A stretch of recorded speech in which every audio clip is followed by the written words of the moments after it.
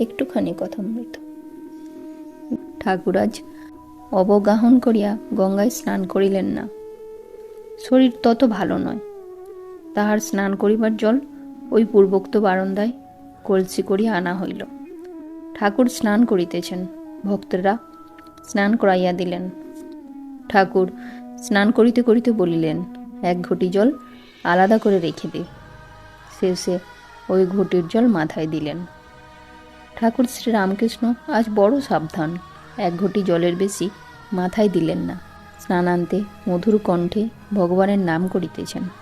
শুদ্ধ বস্ত্র পরিধান করিয়া দুই একটি ভক্ত সঙ্গে দক্ষিণাস্য হইয়া কালীবাড়ির পাকা উঠানের মধ্য দিয়া মা কালীর মন্দিরের অভিমুখে যাইতেছেন। মুখে অবিরত নাম উচ্চারণ করিতেছেন। দৃষ্টি ফেল ফেলে ডিমে যখন তা দেয়, পাখির দৃষ্টি সেই রূপ হয়। মা কালীর মন্দিরে গিয়া প্রণাম ও পূজা করিলেন। পূজার নিয়ম নাই। গন্ধপুষ্প কখনো মায়ের চরণে দিতেছেন, কখনো বা নিজের মস্তকে ধারণ করিতেছেন। অবশেষে মায়ের নির্মাল্য মস্তকে ধারণ করিয়া ভবনাথকে বলিতেছেন, ডাব নে রে, মার প্রসাদী ডাব। আবার পাকা উঠানের পথ দিয়া নিজের ঘরের দিকে আসিতেছেন, সঙ্গে মাস্টার ও ভবনাথ। ভবনাথের হাতে ডাব। রাস্তার ডান দিকে শ্রী রাধাকান্তের মন্দির।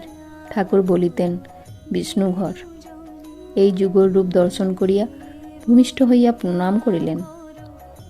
আবার বাম পার্শ্বে দ্বাদশ শিব মন্দির। সদাশিবকে উদ্দেশ্যে প্রণাম করিতে লাগিলেন। ঠাকুর এইবার ঘরে আসিয়া পৌঁছাইলেন। দেখিলেন আরও ভক্তের সমাগম হইয়াছে। রাম, নিত্যগোপাল, কেদার, চাটুর্যে ইত্যাদি অনেকে বসিয়া আছেন।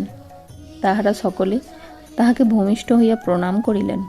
ঠাকুরও তাহাদের কুশল প্রশ্ন করিলেন। ঠাকুর নিত্যগোপালকে দেখিয়া বলিতেছেন, তুই কিছু খাবি?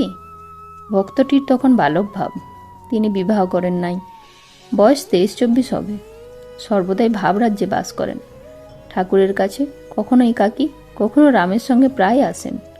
ঠাকুর শ্রীরামকৃষ্ণ তাহার ভাবাবস্থা দেখিয়া তাহাকে স্নেহ করেন। তাহার পরমহংস অবস্থা একথা ঠাকুর মাঝে মাঝে বলেন। তাই তাহাকে গোপালের ন্যায় দেখিতেন। খাওয়ার পর ঠাকুর গঙ্গার উপর ঘরের পশ্চিম ধারে গোল বারান্দাটিতে তাকে লইয়া চলিলেন এবং তাহার সহিত আলাপ করিতে লাগিলেন। একটি স্ত্রীলোক পরম ভক্ত, বয়স 31-32 হইবে। ঠাকুর শ্রীরামকৃষ্ণের কাছে প্রায় আসেন।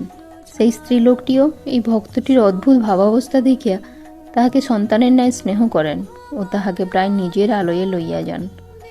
শ্রীরামকৃষ্ণ ভক্তটির প্রতি বলিলেন, সেখানে কি তুই যাস? নিত্যগোপাল বলিলেন, হ্যাঁ যাই, নিয়ে যায়। ঠাকুর বলিলেন, ওরে সাধু, সাবধান, এক আধবার যাবি, বেশি যাস নে, পড়ে যাবি। কামিনী কাঞ্চনী মায়া। সাধুর মেয়ে মানুষের থেকে অনেক দূরে থাকতে হয়। ওখানে সকলে ডুবে যায়। ওখানে ব্রহ্মা বিষ্ণু পড়ে খাবি খাচ্ছে। ভক্তটি সমস্ত শুনিলেন। মাস্টার বলিলেন, কি আশ্চর্য, এই ভক্তটির পরমহংস অবস্থা। ঠাকুর মাঝে মাঝে বলেন, এমন উচ্চ অবস্থা সত্ত্বেও কি ইহার বিপদ সম্ভাবনা? সাধুর পক্ষে ঠাকুর কি কঠিন নিয়মই করিলেন। মেয়েদের সঙ্গে মাখামাখি করিলে সাধুর পতন হইবার সম্ভাবনা। এই উচ্চ আদর্শ না থাকিলে জীবের উদ্ধারই বা কিরূপে হইবে? স্ত্রী লোকটি তো ভক্তিমতী, তবুও ভয়। এখন বুঝিলাম শ্রী চৈতন্য ছোট হরিদাসের উপর কেন অত কঠিন শাসন করিয়াছিলেন।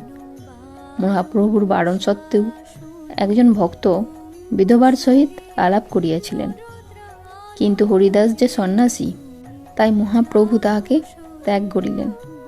কি শাসন! সন্ন্যাসীর কি কঠিন নিয়ম! আর এই ভক্তটির উপর ঠাকুর শ্রীরামকৃষ্ণের কি ভালোবাসা!